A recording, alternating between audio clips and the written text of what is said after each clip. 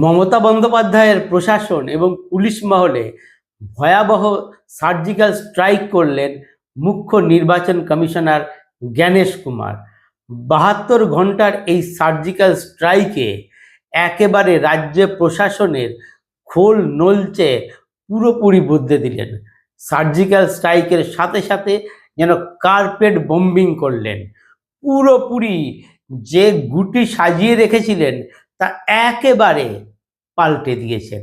মাত্র 72 ঘন্টার এই অপারেশনে একেবারে নাজেহাল মুখ্যমন্ত্রী মমতা বন্দ্যোপাধ্যায়। নমস্কার, আমি প্রদীপ দাস আর আপনারা দেখছেন দেশপ্রেমিকদের চ্যানেল আমাদের ভারত। যারা এখনো এই চ্যানেল সাবস্ক্রাইব করেননি তাদের কাছে অনুরোধ, আপনারা চ্যানেলটি সাবস্ক্রাইব করবেন এবং আমার এই বক্তব্য আপনাদের কেমন লাগলো অবশ্যই কমেন্ট করে জানাবেন এবং শেয়ার করবেন। আপনাদের মতামত খুবই গুরুত্বপূর্ণ। 15 তারিখ রোববার নির্বাচনের দিন ঘোষণার পর এ পর্যন্ত 44 জন অফিসারকে সরিয়ে দিয়েছে নির্বাচন কমিশন। এই যে অফিসার, এই অফিসারদের দিয়েই রাজ্য পরিচালনার কাজটা করতেন মুখ্যমন্ত্রী মমতা বন্দ্যোপাধ্যায় এবং ভোটের আগে তিনি একটা বড় রদবদল করে দিয়েছিলেন। গত 1 মাসের মধ্যেই এই রদবদল তিনি ব্যাপকভাবে করেছিলেন। শুরুটা তিনি আগের থেকেই করেছিলেন, কারণ ভোটের দিকে তাকিয়ে এটা করেছিলেন, গুটি সাজিয়ে রেখেছিলেন যে ভোট ঘোষণার পর এদের মাধ্যমেই বাকি কাজটা তিনি করে যাবেন। কিন্তু সেই পুরো যে ব্যবস্থা মুখ্যমন্ত্রী করে রেখেছিলেন তা একেবারে ভেঙে দিয়েছে নির্বাচন কমিশনার। তিনি একেবারে তছনছ করে দিয়েছেন। 44 জন অফিসারকে তিনি পদ থেকে সরিয়ে দিয়েছেন, সেই জায়গায় এনেছেন নতুন অফিসারদের। সব থেকে গুরুত্বপূর্ণ হচ্ছে এই জেলা শাসক। জেলা শাসকরা ভোটের সঙ্গে সরাসরি যুক্ত, তারাই ডিইও বা জেলা নির্বাচনী আধিকারিক হিসেবে কাজ করেন। তাদের অধীনেই গোটা জেলার ভোট প্রক্রিয়া চলে। আসলে নির্বাচন কমিশনের নিজস্ব কোনো অফিসার নেই, সমস্ত কাজই রাজ্য প্রশাসনের উপরে নির্ভর করে তাকে করতে হয়। সেক্ষেত্রে মুখ্যমন্ত্রী যেটা সাজিয়ে রেখেছিলেন সেটাকে বাদ দিয়ে তিনি নতুন করে এই সব জেলা শাসকদের বসাচ্ছেন।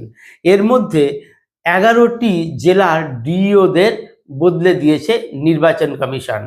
তার সঙ্গে কলকাতার 2 জন ডিইওকে বদল করা হয়েছে। এটা একটা বড় পদক্ষেপ বলে মনে করা হচ্ছে, কারণ এরাই তো পুরো ভোট প্রক্রিয়াটা পরিচালনা করেন। নির্বাচন কমিশনকে তো এদের উপরেই নির্ভর করে কাজ করতে হয়। এর সঙ্গে যেটা হয়েছে, যেটা 44 জন বলছিলাম যে এখন পর্যন্ত অফিসার সরিয়েছে, যেদিন ভোট ঘোষণা হলো রোববার, সেদিন রাত না বলে সোমবার ভোর রাত বলা যেতে পারে, রাজ্যের মুখ্য সচিব এবং স্বরাষ্ট্র সচিবকে সরিয়ে দেওয়া হয়। পরের দিন ডিজি মানে রাজ্য পুলিশের মহানির্দেশক, আইজি ল অ্যান্ড অর্ডার এবং কলকাতা পুলিশ কমিশনারকে সরিয়ে দেওয়া হয়। তারপর দিন আবার 5 জন ডিআইজিকে সরিয়ে দেওয়া হয়। তার সঙ্গে সঙ্গে 13 জন পুলিশ সুপারকেও সরিয়ে দেওয়া হয়েছে। 5টা পুলিশ কমিশনারেটের পুলিশ কমিশনারদেরও সরিয়ে দেওয়া হয়েছে। এইভাবে পুরো মুখ্যমন্ত্রী যে পরিকল্পনা করে রেখেছিলেন সেটা বানচাল করে দিয়েছেন।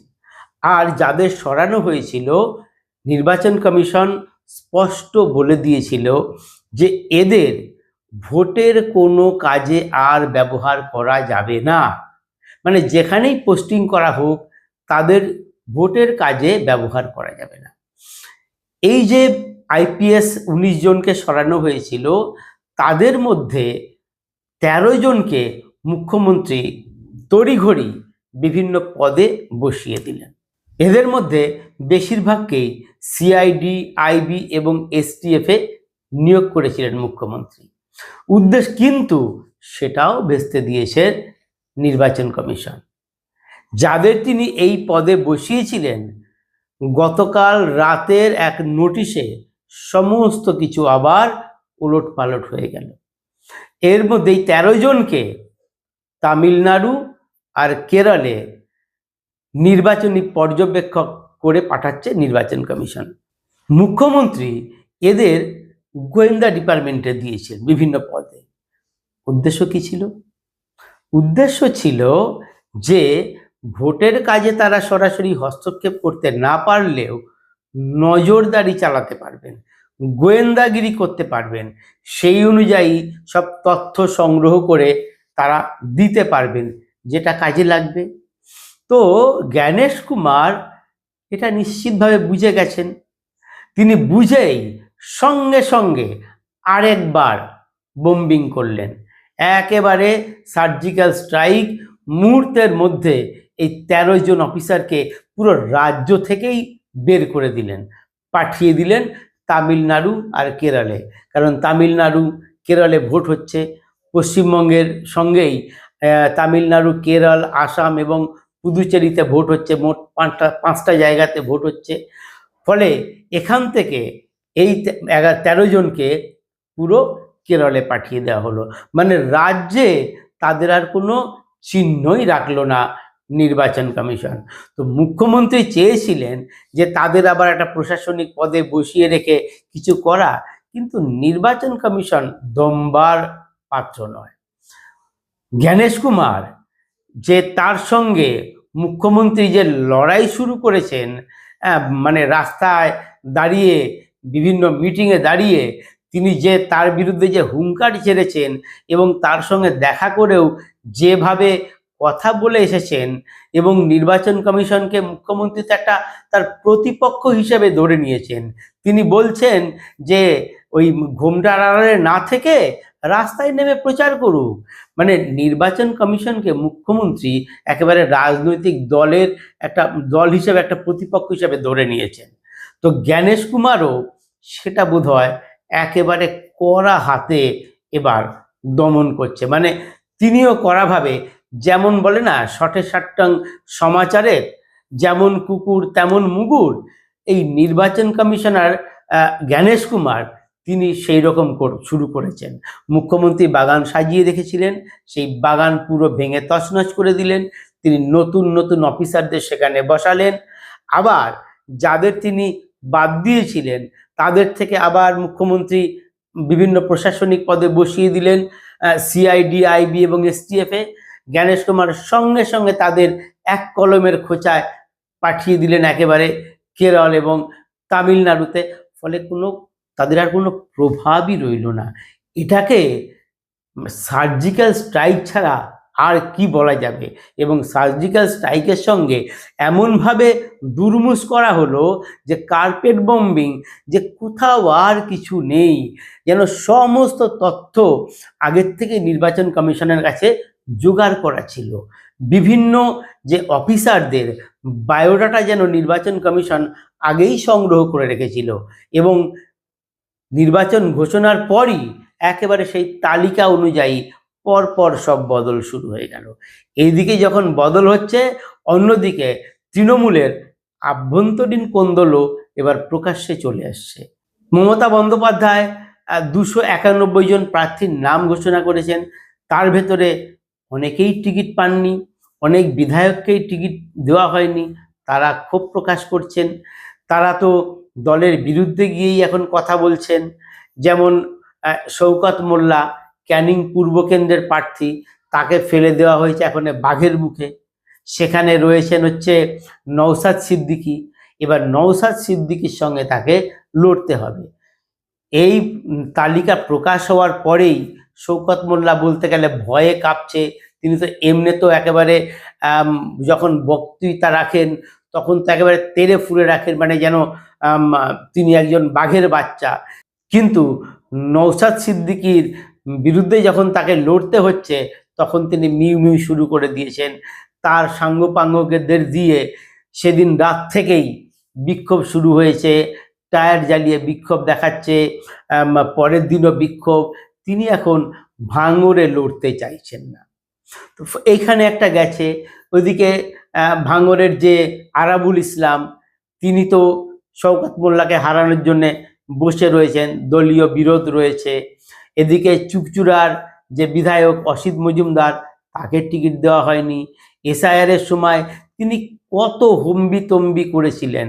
যখন শুনানি চলছে তিনি তো দুদিন শুনানি কেন্দ্রে গিয়ে শুনানি বন্ধ করে দিয়েছিলেন, কারণ তাকে ভোটে জিততে হবে, অতএব ভুয়ো নাম বাদ দেওয়া চলবে না। তো এত কিছু করার পর, এত কাণ্ড করার পর তাকে দল টিকিট দেয়নি। তিনি এখন ভাবছেন যে তিনি দল করবেন না একেবারের মতোই বসে যাবেন। বসে গেলে কলকাঠি নাড়বেন তার সমর্থকদের দিয়ে। ওদিকে ফরাক্কার সেই মনিরুল ইসলাম, যিনি বিডিও অফিসে বিক্ষোভ দেখিয়েছিলেন, ভাঙচুর হয়েছিল, তার নেতৃত্বে মুখ্য নির্বাচন কমিশনারের কোমর ভেঙে দিতে চেয়েছিলেন, সেই মনিরুল ইসলামকেও টিকিট দেয়নি। টিকিট না পেয়ে তিনি হতাশ। তিনি এখন বলছেন যে আমি মুসলমানদের জন্য করলাম, যাদের নাম বাদ যাচ্ছে তাদের জন্য আমি লড়াই করলাম, আমাকে টিকিট দিল না। তিনি তো এখন নির্দল হয়ে লড়তে চাইছেন। আবার মিনাখাতে উষারানী মণ্ডলের বিরুদ্ধেও বিক্ষোভ চলছে। আমডাঙ্গার 3 বারের বিধায়ক রফিকুর রহমান, তিনি টিকিট পাননি, তিনিও ক্ষুব্ধ। এবার এই যে দলের একাধিক এরকম বহু নেতা এবার টিকিট পাননি, যাদের আশা ছিল তারা টিকিট পাননি, ফলে তারা ক্ষুব্ধ হয়ে রয়েছেন। এবার তারা তলায় তলায় কলকাঠি নাড়ছেন।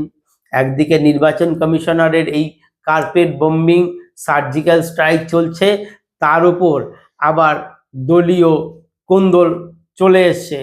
ফলে এমনিতেই তো নির্বাচন কমিশনের যে এবার যে এসআইআর হচ্ছে, সেই এসআইআরে অনেকটাই বেসামাল অবস্থা। তারপর যে প্রশাসনিক ব্যবস্থাটা করে রেখেছিলেন সেটাও ভেঙে দিল নির্বাচন কমিশন, আর তার সঙ্গে যুক্ত হয়েছে দলের এই বিরোধ। এর ফলে একেবারে বেসামাল অবস্থা তৃণমূলের। ফলে নির্বাচন ঘোষণার পর থেকেই একের পর এক চাপের মুখে পড়ছে তৃণমূল কংগ্রেস। এখনো দলের থেকে প্রচারও শুরু হয়নি সেভাবে। প্রত্যেকবার দেখা যায় ভোট ঘোষণার আগের থেকেই মুখ্যমন্ত্রী লাগাতার প্রচার করেন, জেলায় জেলায় তিনি প্রচারে ব্যস্ত থাকেন, কিন্তু এখনো মমতা বন্দ্যোপাধ্যায় প্রচারই শুরু করতে পারেননি। অন্যদিকে বিজেপি প্রচারে অনেকটাই এগিয়ে গেছে। এই অবস্থা দেখে বোঝা যাচ্ছে যে তৃণমূল নেত্রী কি হতাশ হয়ে পড়েছেন। কি মনে করেন আপনারা? আপনাদের মূল্যবান মতামত অবশ্যই জানাবেন। নমস্কার।